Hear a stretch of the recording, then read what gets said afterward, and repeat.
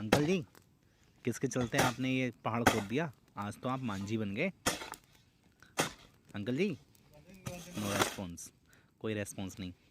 भाई साहब, ये अंकल जी इतने मस्त आदमी हैं, सुबह से लेकर शाम तक काम ही करते रहेंगे, काम ही करते रहेंगे। किसी से कोई मतलब नहीं, मतलब दुनियादारी से कोई मतलब नहीं है इनको। इसमें हमने ये लाइन क्लियर कर दी है। इसको देखो आप, पे अच्छे से ब्रिक्स लगा सकें, इसलिए हमने लाइन क्लियर की। गाइस, आज सुबह सुबह बिल्कुल एक पॉपट हो गया। आओ दिखाता हूँ आपको क्या हुआ।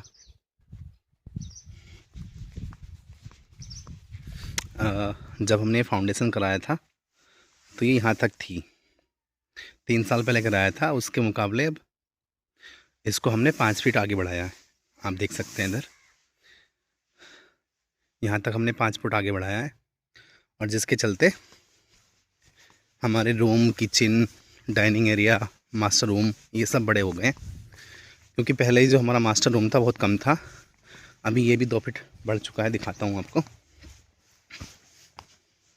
ये देखिए, जहाँ ये पिलर खड़ा हुआ है, जहाँ ये पिलर खड़ा हुआ है यहाँ तक था मास्टर रूम, उधर से लेके।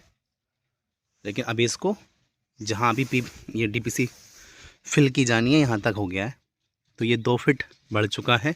ऐसे ही लॉबी 10 की थी, 13.5 हो चुकी है। और ऐसे ही जो हमारा नेक्स्ट वाला रूम है वो भी बढ़ चुका है, और जो वॉशरूम लेट्रिन है वो भी बढ़ चुके हैं। तो इसको हमने 5 फीट ओवरऑल बढ़ाया है। गाइस, ध्यान रखें आप ज़रूर इन सब चीज़ों का। पहले से ही जब कोई इंजीनियर तुम्हारा नक्शा पास करता है, नक्शा बनाता है, तो उसको पहले से ही ध्यान में रखें कि आपको एग्जैक्ट लेंथ कितनी चाहिए अपने हाउस की। अदरवाइज़ ऐसे ही पॉपट होगा जैसे हमारे साथ हुआ है। हालांकि ये अभी चीज़ें सुधर गई हैं, अदरवाइज़ डीपीसी पढ़ने के बाद ये चीज़ें नहीं सुधर पाती। इसलिए हमने वक्त रहते हुए उनमें ध्यान दिया और चीज़ों को हमने संवार लिया है। तो ऐसी गलती गाइस बिल्कुल ना करें। ये देखो गाइस, सरिया काटने की स्किल।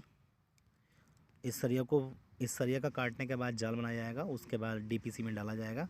ये देखो गाइस, इनकी स्किल सच में अनबिलीवेबल। एक ही बार में अब कटे हुए सरिये में छल्ले डलेंगे और इसके बाद इनको बांधा जाएगा। देखो गाइस, ये मुझे अंकल जी फिर से देख रहे हैं।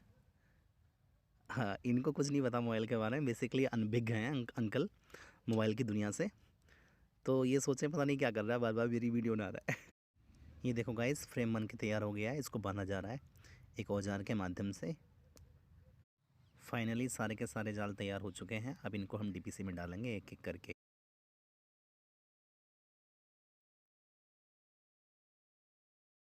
ये देखो गाइस, फाइनली डीपीसी में अब जाल को डाल रहे हैं, एक एक करके जाल को डाल रहे हैं। और ये अंकल जी देखो, बहुत कमाल के अंकल जी हैं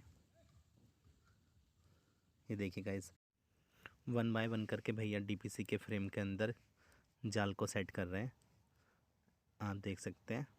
तो ऐसे करके गाइस 2 पोर्शन का जो जाल है बेसिकली वो डल चुका है। अभी 2 पोर्शन में डलना बाकी है, 2 पोर्शन प्लस एक common hole. Common hole basically मैं दिखाऊंगा आपको क्या है common hole. Finally guys 2 portion में जाल डल चुका है, बाकी के जो सामने वाले पोर्शन हैं उनमें भी डलना बाकी है, वो डलेगा कल। वीडियो पसंद आया हो तो लाइक कीजिए, सब्सक्राइब कीजिए। मिलते